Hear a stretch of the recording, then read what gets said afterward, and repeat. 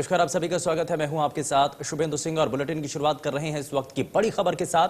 अरावली में अवैध निर्माणों पर सुप्रीम कोर्ट में सुनवाई हुई है और अरावली वन क्षेत्र के 500 हेक्टेयर जमीन पर कब्जा हुआ है। 23 अगस्त को सुप्रीम कोर्ट ने तोड़फोड़ के आदेश दिए और अब तक 9 फार्म हाउसों पर तोड़फोड़ की गई है। खोरी में तोड़फोड़ के बीच सुप्रीम कोर्ट में यह मामला उठा था और इसको लेकर के सवाल कई उठे। अब तक 9 फार्म हाउस पर तोड़फोड़ की जा चुकी है, यानी कि कार्रवाई इस दौरान 9 फार्म हाउस पर की गई है।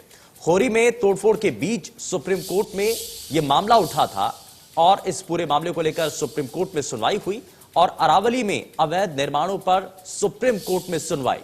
अरावली वन क्षेत्र के 500 हेक्टेयर जमीन पर कब्जा हो रखा है और बढ़ते इसी कब्जे को लेकर के सवाल सामने रखे गए और दरवाजा जो है वो कोर्ट का खटखटाया गया।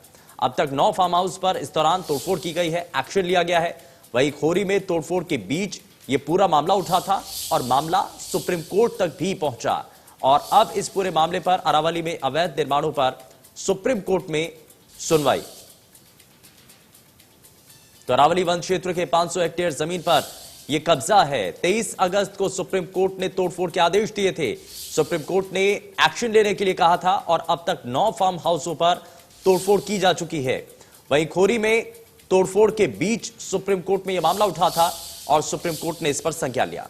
देवेंद्र कौशिक हमारे संवाददाता जुड़ चुके हैं ज्यादा जानकारी के साथ। देवेंद्र, अरावली में अवैध निर्माणों पर सुप्रीम कोर्ट की सख्त टिप्पणी के बाद अब जो अवैध कब्जा है उसको हटाने के लिए भी कार्रवाई शुरू हो चुकी है।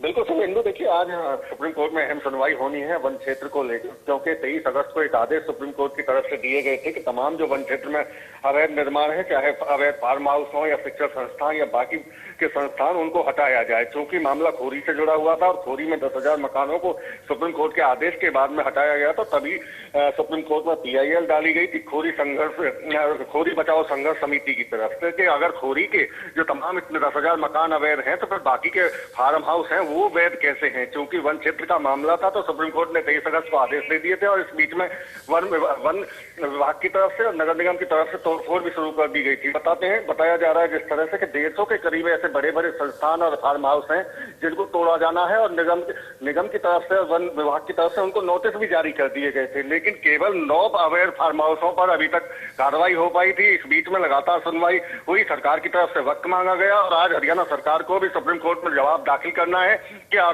जवाब इस बात को लेकर दाखिल करना है कि कुछ संस्थानों की तरफ से CLU के लिए अप्लाई किया गया है, तो ये तमाम जवाब देने हैं कि कौन कौन ऐसे फार्म हाउस या संस्थान हैं जिनकी तरफ से CLU लेने के लिए अपील की गई है। तो ये तमाम चीजें आज सुप्रीम कोर्ट में अहम सुनवाई होगी और इसमें सारी चीजें निकल कर आएंगी। हाँ, इस बीच में सुप्रीम कोर्ट की तरफ से एक अहम फैसला इनको लेकर आ सकता है, चूंकि तमाम जितने भी अवैध निर्माण है जिनके पास CLU नहीं है उन्हें तोड़फोड़ के आदेश दोबारा से एक बार सुप्रीम कोर्ट दे सकता है। ठीक है, बहुत शुक्रिया इस पर देवेंद्र जानकारी के लिए। तो देवेंद्र कौशिक हमारे संवाददाता जो कि जानकारी दे रहे थे और ये दिखावे की कार्रवाई जो फिलहाल की गई है, 9 ऐसे फार्म हाउस जिस पर सिर्फ एक्शन लिया गया, लेकिन इस पूरे इलाके में जो अवैध रूप से कब्जा हुआ है इसमें बाकी इलाकों में बाकी जो इमारतें वहां पर बनी गई हैं, क्यों नहीं उनके ऊपर एक्शन लिया गया। खोरी में तोड़फोड़ के दौरान ये पूरा मामला उठता है और सुप्रीम कोर्ट तक पहुंचता है।